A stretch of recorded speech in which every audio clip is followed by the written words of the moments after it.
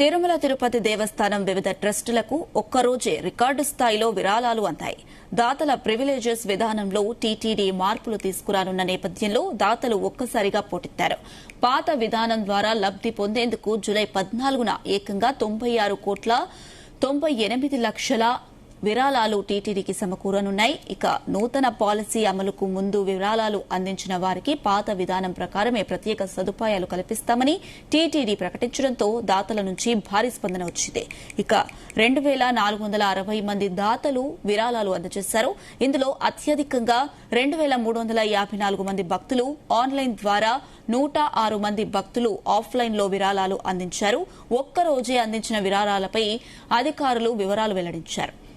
1,212 మంది దాతలు 1 లక్ష నుంచి 10 లక్షల వరకు విరాళాలు ఇవ్వగా 1,246 మంది దాతలు 10 లక్షల నుంచి 25 లక్షల లోపు విరాళాలు అందజేశారు. ఇక ఇద్దరు భక్తులు 1 కోటి రూపాయల కంటే ఎక్కువగా అందించినట్లు టీటీడీ తెలిపింది.